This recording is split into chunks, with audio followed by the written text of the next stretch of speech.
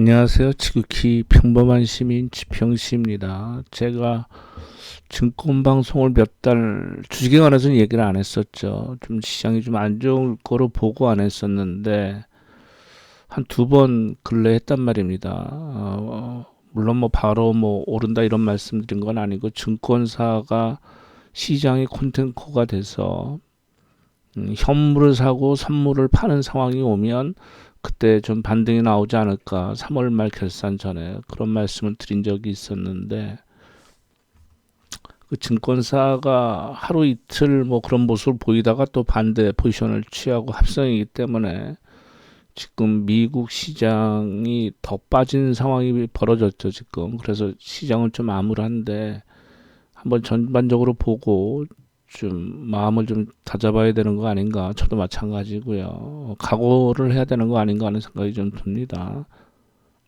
저는 이런 상황이 이제 올해 말 정도나 하여튼 어쨌거나 올해 정도 오지 않을까 이제 예상은 했었는데 그랬을 때 우리나라와 중국 시장이 좀 디커플링 되기를 희망을 했었는데 현재는 지금 일단 따라가는 모습이죠.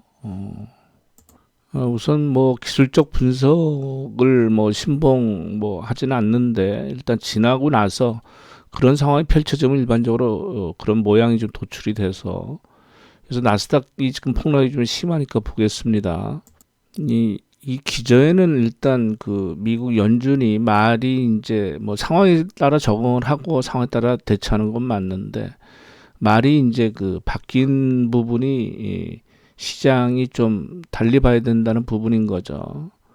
연준은 그 올해 금리 안 올리고 뭐 이제 일단 그거는 상황에 따라서 하는 거니까 이제 올린다고 뭐 이렇게 말을 바꿨는데 일단 인플레에 대해서 별거 아니란 식으로 얘기를 했죠. 얼마든지 연준에서 자기들이 컨트롤 가능하고 방법이 있다고 그랬습니다. 그랬다가 지금 상황이 지금 급변하게 돌아가는 거죠. 그 기저에는 이 병으로 인해서 여러 가지 상황도 있거니와 또 너무 많은 돈을 풀었죠.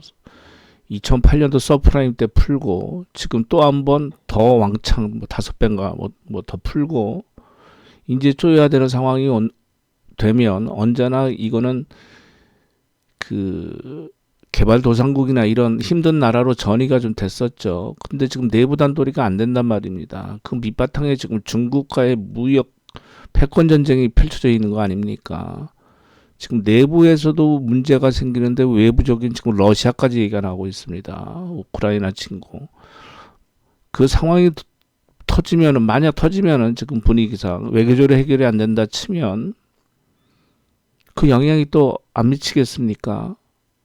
러시아 자원 가지고 먹고 사는 나라인데 자원을 또 유통이 끊어지면 유가 뭐 알루미늄 뭐부터 해서 이제 뭐 하다못해 북한까지 뭐 어쩌고저쩌고 얘기가 나옵니다. 이 내부적으로 이 병이 왔을 때 우리나라도 뭐 정치적으로 이걸 하지만 이 정도 왔을 때 그 내부적으로 뭐 주사를 맞네 안 맞나서부터 이걸 정치적으로 해석 들어가는 미국의 모습을 보면서 제국이 내부적으로 서서히 좀 안 되는 모습이 나오는구나 하는 그런 감이 있습니다. 제 나름대로는. 그럼 나스닥 기준으로 제일 기분이 더러웠던 거는 이때 흑산병이 나오고 그다음에 동일흑산병 이렇게 좀 매도 실어 332면 제일 강한 거거든요. 뭐 그렇다 손 치더라도 21선이 무너질 때 장대 음봉 이게 나오면서 매도 사인이 떨어졌다는 거. 이게 제일 안 좋은 모습이었죠.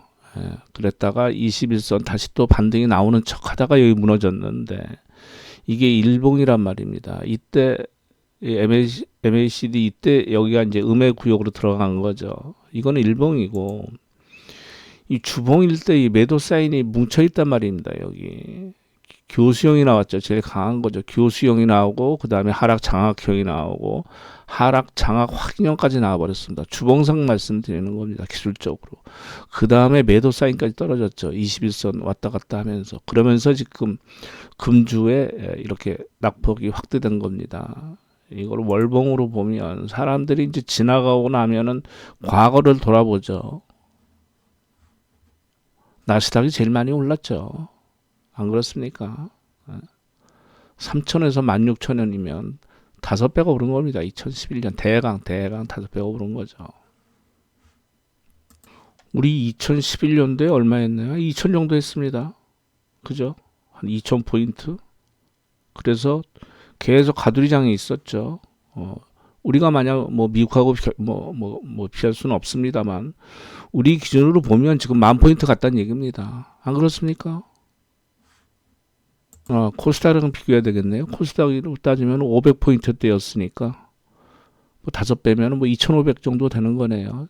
지금 940입니다. 그럼 이게 월봉인데 이때 하락 장악형이 나왔습니다. 그 다음에 하락 반격형이 나오고 장대 음봉 나면서 지금 매도 사인이 지금 연초에 지금 새해 첫 월에 떨어진 겁니다. 그러면 올해 미국장 힘들다고 봐야 됩니다. 그러면 이렇게 얘기 나올 수 있겠죠. 아니 이럴 때도 다 매도 사인 나오고 다 했었는데 다 이겨낸 거 아니냐. 그렇죠. 이겨냈습니다. 이때까지 결과론적으로 여기까지. 근데 이때 이겨낸 거하고 이때는 모양이 다르잖아요. 너무 올랐잖아요. 일단 오른 게 악재죠. 그러면 이때 이게 적은 게 아니에요. 이거 보실래요? 이게 예를 들어서 뭐 7,500에서 예를 들어서 뭐 여기 보면은 뭐 6,200, 뭐 20%씩 조정 받은 겁니다. 이게. 예? 여기 나오잖아요. 그냥 한 달에 22% 조정 받은 겁니다. 이거 매도 사인 나오면서 저가 기준으로 23%잖아요. 한 달 동안에. 예? 지금 몇 프로? 지금 이거 11%, 12%입니다. 지금. 이 21선은 어떻게 지켜낼지 안 지켜낼지 두고 봐야 되겠는데 이 다우도 주봉으로 21선 무너지면서 매도 사인이 나왔죠. 물론 빠지니까 그렇게 나오죠. 기술 이거 보면 월봉도 1월달에 처음으로 매도 사인 떨어진 겁니다. 다우 기준으로. S&P 볼까요? 이 주봉 S&P 보면 21선 무너지면서 장대양 음봉 나오면서 매도 사인 나왔단 말입니다.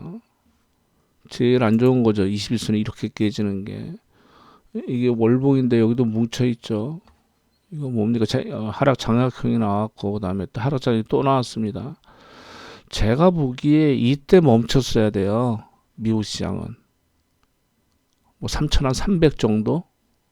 여기서 제가 보기에 횡보를 하는 게 맞지 않았나. 이거 치고 나간 거는요. 제가 보기 거품입니다. 이거는. 그때 제가 봐도 모양이 더러웠어요. 여기까지 반등 나오는 거는 뭐 여기서 쌍봉이 되든 뭐 삼봉이 되든 횡보가 맞는데 이걸 치고 올라간 거에 대해서 저는 기술적으로 봤을 때 후유증이 꽤 클 거라고 봅니다. 아직 월봉상으로는 MACD 음의 영역은 당연히 안 들어갔죠. 월봉이니까. 그럼 몇 달에 걸쳐서 조정이 나올 수 있다는 얘기입니다. 이 얘기는. 미국 시장하고 좀 디커플링 됐으면 좋겠는데 일단 환율 관계도 잘 봐야 되겠죠. 환율이 어느 정도 선까지 오르면은 그다음부터 이제 환차익을 노리고 들어올 수도 있으니까요. 근데 이런 이름 누가 갖다 붙였는지 뭐 서학개미, 동학개미 참 이거. 하여튼 어쨌건 간에 이게 연초 개인 순매수 종목 뭐 수익률 이렇게 나온 건데 뭐 카카오 뭐 20% 빠지고요. 카카오 뱅크도 더 빠졌죠. 뭐 이런 종목들은 하여튼 뭐 기업 분할 뭐 쪼개기를 해서 제가 보기엔 이거 기업 이미지 엄청 나빠집니다. 이런 일이 있다고 돈 빨아먹으면 지금 뭐 IPO에서 기업 공개에서 뭐 LG 뭐 에너지 솔루션인가 뭔가 LG와 그래서 기업 분할 이런 도둑질 같은 거 해가지고 예? 뭐 돈이 얼마가 몰렸네 무슨 뭐 참 그럼 빨리 그걸 막아야 되는데 하여튼 어쨌건 간에 이런 식으로 그때 막 뉴스엔 난리가 났죠. 아니 난리까지는 아니어도 뭐 이런 쪽은 많이 몰았죠. 게임즈 뭐 저쪽 뭐 어떤 이렇게 몰았는데 결국은 비참해지는 겁니다. 근데 제가 미국 시장 말씀드리냐면 지금 기사 제목들 보면 이거 3배짜리 이거 울트라 프로 뭐 큐 이걸 제일 많이 샀다는 거 아닙니까? 지금 사고 있다는 거 아닙니까? 지금도 연초 대비 제일 순매수인데 지금 빠진다고 좋다고 이것도 더 사는 거예요. 지금 제가 보기에 사지 마십시오. 이건 저 혼자의 생각입니다. 살 바에는 국내 기업 와서 국내 기업 사세요.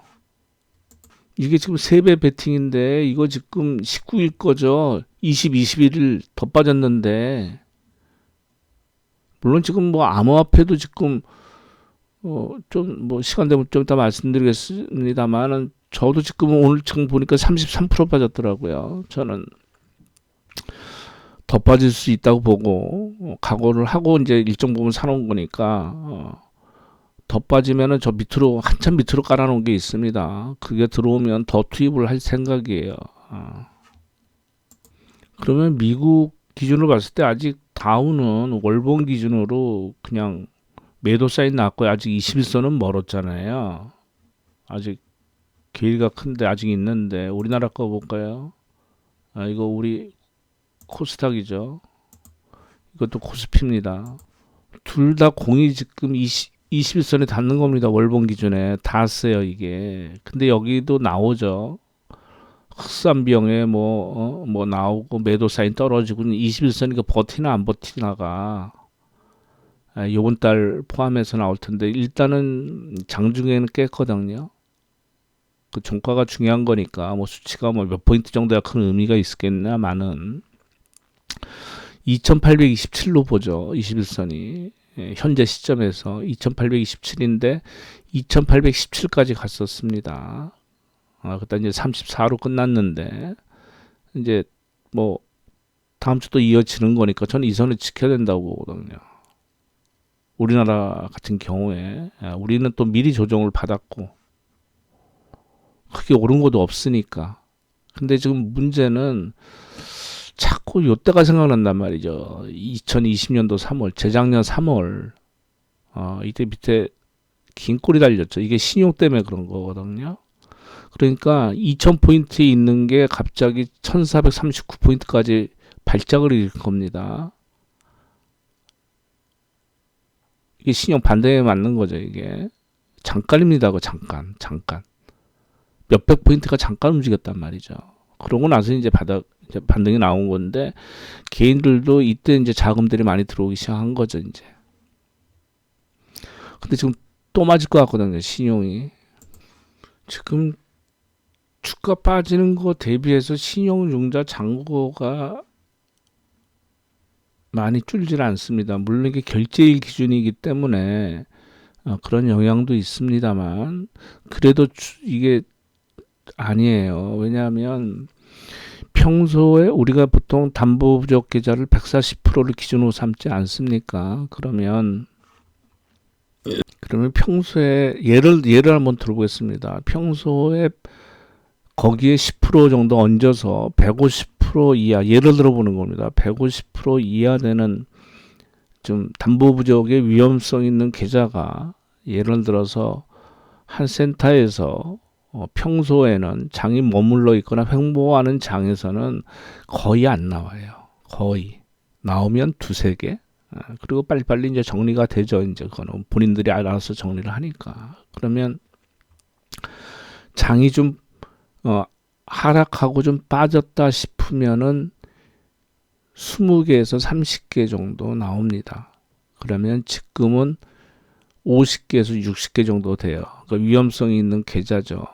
근데 이 빠지는 속도가 있기 때문에 그럴 경우에는 이제 손절이 나가는데 아직 투매가 개인 그 반대 매매가 안 나왔단 말이죠.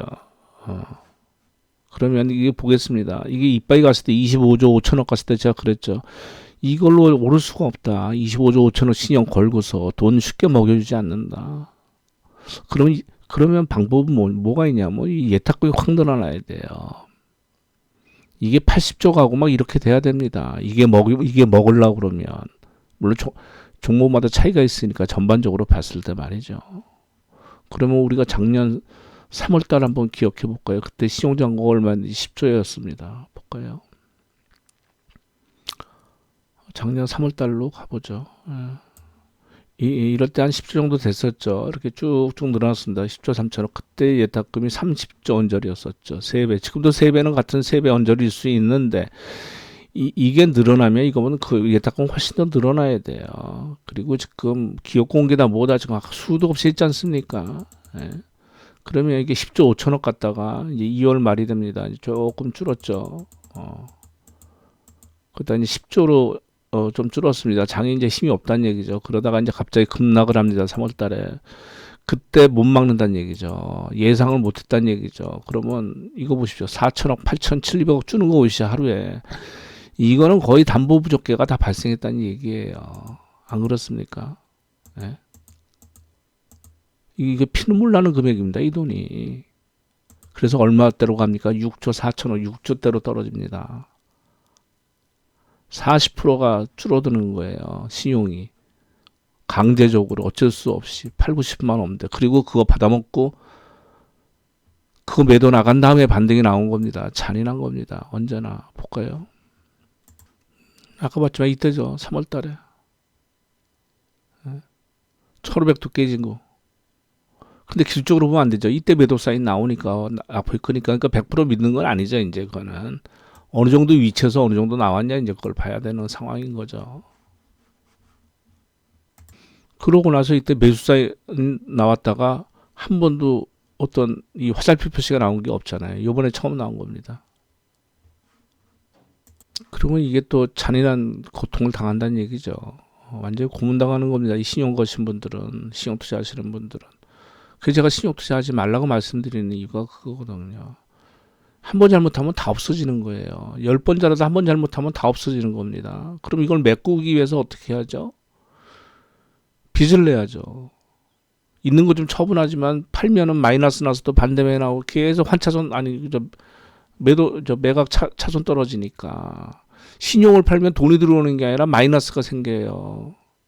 그럼 또 현물 주식 팔아야 되고 계속 그게 악순환이 된다는 얘기죠. 그 계좌들은 지금까지 주식 투자 안 했던 분들은 좀 쉬거나 빼는 분들은 이제 또 투자 기회가 왔네 언제 들어갈까 하시겠지만 이 신용 거신 분들은 완전히 걸려 있는 거예요.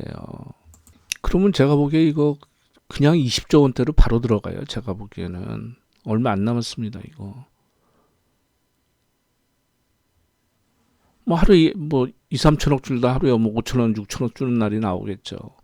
물론 이제 그 전에 또 어쩔 수 없이 정리를 하고 그러지만 그러니까 뭐 사람들이 지금 전부 다 이 투자에 목말라 있는데 상대적인 박탈감이겠죠. 제일 빨리 빠지는 게 유동성이 제일 쉽고 또 위험 자산이 제일 먼저 빠지겠죠. 뭡니까? 암호화폐. 그 다음에 빨리 회수 가능한 주식시장. 부동산은 제일 느리죠. 더디죠.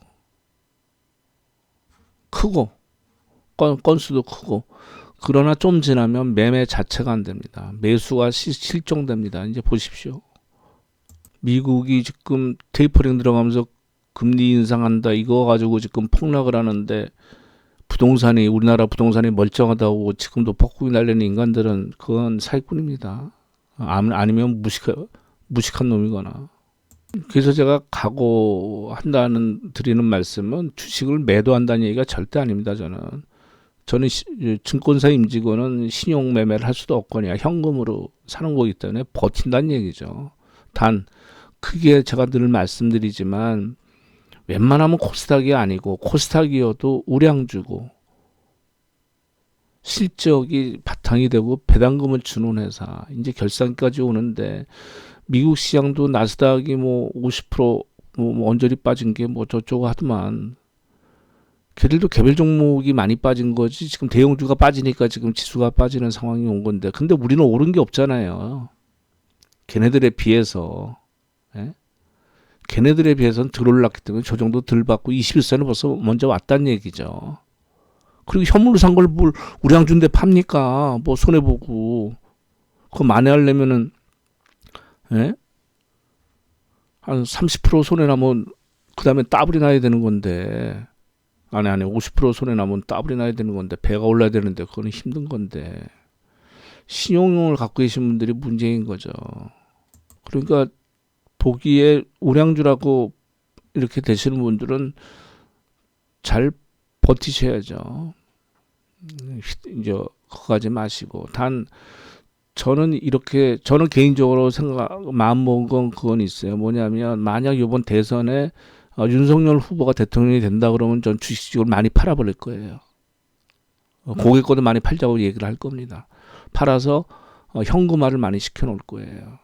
나라가 이상한 꼴로 저는 안 된다고 보는데 우리나라 그걸 겪고 나서 지금 주술적이 도산하고 이러는데 그 아무것도 모르는 아마추어를 갖다가 지금 버버벅 외우는 거 그 옆에 붙은 애들 뜯어먹으려는 애들 안 돼요. 그럼 망쳐납니다. 주식시장 예민합니다. 저는 그렇게 생각해요. 그리고 요새 그 ETF나 ETN에 관심 있는 분들이 많으신데요. 참고로 말씀드리면 올해까지는 주식에 대한 양도세가 없죠. 그리고 내년부터는 연 5천만 원 이상 주식 매매에 있어서 수익이 5천만 원 이상일 경우에 22% 세금을 내고요. 그거를 제외한 나머지 상품들 파생이나 무슨 ETF, ETN 아직 확정은 아니니까 나중에 뭐 다시 한번 살펴보도록 하더라도요. 그러면 5천만 원이 아니고 250만 원만 공제하고 그 이외의 수익에 대해서는 22% 세금을 내야 됩니다. 근데 올해까지는 어떻게 되냐면 올해를 말씀드릴게요. 이 ETF, ETN을 세율이 막 이렇게 여기저기 넣기가 이상하게 돼 있어가지고 지금 이 ETF나 ETN을 매매하면 그 배당소득세로 들어갑니다. 배당금으로 들어갑니다. 나는 매매를 했지만 그럼 어떤 골 때리는 말도 안 되는 상황이 벌어지냐면요. 예를 들어 보겠습니다. 이자 배당 소득세가 2천만 원이 넘어가면 그 종합과세로 넘어가죠. 그러면 예를 들어서 ETF가 됐든 ETN이 됐건 제가 1년 동안 내 매매를 해서 5천만 원을 벌고 5천만 원 손해를 봤다고 칩시다. 그럼 똔똔이죠. 그러면 세금이 없어야 되잖아요. 물론 양도세가 없기 때문에 주식은 매도할 때 증권 거래세를 내죠. 손해를 보든 이득을 보든 간에. 그래서 이건 어떻게 하냐면 5천만 원 손해 난 건 놔두고 5천만 원 이득 난 거에 대해서 15.4% 세금을 띄어갑니다. 자동으로 원천 징수를 해갑니다. 그러면 저는 똔똔이 아니라 15.4% 손해를 받겠죠. 그렇지 않습니까? 5천만 원 이득 나고 5천만 원 손해 봤으니까. 근데 이득 난 거에 대해서만 세금을 15.4%를 띈단 말이죠. 그것까지는 이해가 됩니다. 근데 아까 말씀드린 대로 내가 주식을 투자해서 배당금을 받은 거 하고 은행에서 받은 뭐 이자 포함해서 ETF에서 5천만 원을 벌고 손해봤기 때문에 똔똔인데 그걸 5천만 원 수익으로 따집니다. 골 때리는 상황이 벌어지는 거예요. 그러면 아까 말씀드린 대로 똔똔인데 불구하고 15.4% 세금 냈잖아요. 근데 이게 종합과세로 또 넘어가잖아요. 그럼 내가 수입이 근로소득이 있고 또 예를 들어서 뭐 부동산 임대소득이 있다고 그러면 세금 어마어마하게 냅니다. 그러면 내가 5천만 원 벌고 5천만 원 손해서 똔똔인데 불구하고 세금을 한 3천만 원 낼 수가 있어요. 그러면 나는 손실이 8천만 원이 되는 거죠. 안 그렇습니까? 아니, 3천만 원이 되는 거죠. 아니지. 그냥 손실이 3천만 원 되는 거죠. 똔똔이 되는 게 아니라. 그냥 근데 그건 세금으로. 그러니까 지금 그거 할 때 매매할 때 조심을 하셔야 되고, 그거는 제가 왜 말씀을 드리냐면 제가 은 ETF를 말씀드린 적이 있어서 다른 ETF나 뭐 이런 거 매매 레버리지나 인버스 매매 이런 거랑 똑같이 다 포함이 되거든요. 아까 말씀드린 대로 손해난 거는 그냥 없는 거로 치기 때문에 거기에 난 수익금을 다 합해서 2천만 원이 넘어가면 종합과세로 넘어가니까 그걸 조심하셔야 된다는 겁니다. 그래서 제가 은이 저 같은 경우에는 실물도 있고 ETF도 있는데 그걸 한번 맞아보니까 짜증이 나는 거예요. 워낙 커버리니까 손해 어떻게 보면 똔똔인데 세금을 그렇게 많이 낸다는 게 물론 은에서는 수익이 좀 낮죠. 하여튼 그렇습니다. 그래서 이거 팔 때 늘 내가 이자 소득이나 이 소득이 얼마인가 증권사 HTS 보면 다 나와요. 그 화면이 있습니다. 그러니까 본인이 보고서 판단을 해야 돼요. 웬만하면 2천만 원 넘기지 마시고 그 다음에 1월 달에 파시면 되잖아요.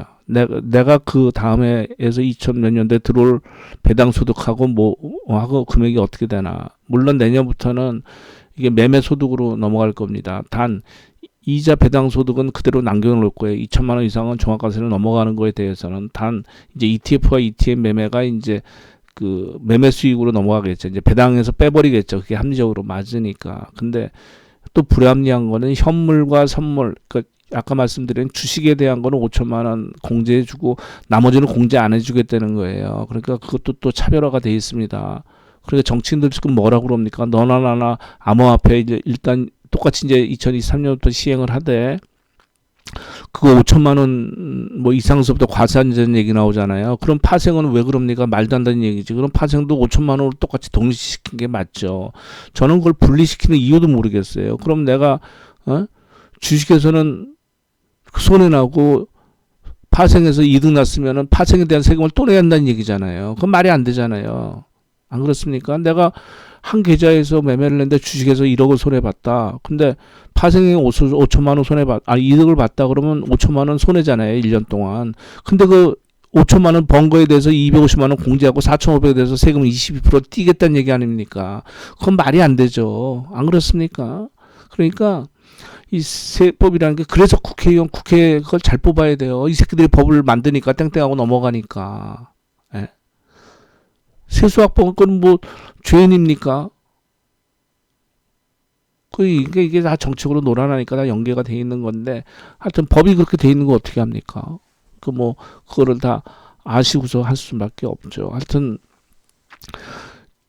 결론적으로 말씀드리면 제가 보기에 그냥 오로지 제 생각입니다. 저는 미국 시장에서 빠져나와야 된다고 봅니다. 서학개미 저 이거 하지 않으시는 게 맞다고 봐요. 예. 모든 위험성과 모든 그 내재되어 있는 미국 사회나 경제 이거를 갖다가 돈 찍어서 해결한다고 그러고 책임을 갖다가 그 관광으로 먹고 사는 나라나 취약한 나라한테 책임을 전가해서 그 나라들 전부 다 모라토리엄 선언하고 IMF 막 이렇게 만들고 자기들은 좋다고 희덕거리는 거 아닙니까? 그래서 암호화폐가 나온 거 아닙니까? 서프라임 때 그때는 누구도 안 믿고 비웃었지만 왜 지금 금리를 올리겠어요? 물가가 오르는 거 감당이 안 되니까 바로 선거는 무조건 대패죠. 거기다가 지금 러시아, 중국까지 이게 뭡니까 이게? 그러니까 얘들은 어쩔 수 없이 금리 지금 이런 상황이니까 금리를 올리고 뭐 경기를 죽이려고 이걸 하겠어요? 어떻게 그 담벼락 이렇게 줄 타듯이 어떻게 해서 좀 가려는데 그게 마음대로 안 되니까 문제인 거죠. 그래야 나중에 또 문제가 더 확산되면 또 금리를 또 제로 베이스로 가고 또 돈 확 풀 거 아닙니까? 그잖아요. 금리가 제로 베이스인데 더 이상 내릴 것도 없으면 어떡해요? 그럼 뭐 시조각 되는 거지. 그러면 다 암호화폐로 가는 거예요. 안 그렇습니까? 저는 이게 지금 미국이 좀 이상하게 돌아가는 거 아닌가. 그래서 언젠가는 뭐 지금도 아니고 뭐 누가 알겠습니까만은 총기를 합법적으로 소지화시키고 이 총기들이 돌아다니는 게 나중에 큰 화를 부을 겁니다. 미국 사회에. 그리고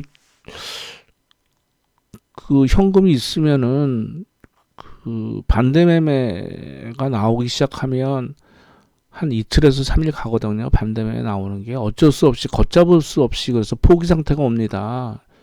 신용을 하시는 분들이 지금 같은 경우에서 빨리빨리 정리를 해요. 담보부족을 메꾸고 하다가 이제 방법이 없어진 상황이 오잖아요. 그러면 그냥 지쳐서 그냥 마음대로 해라 이렇게 되거든요.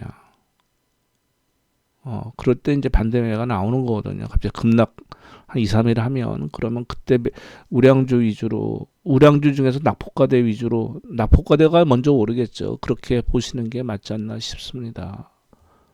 예, 감사합니다.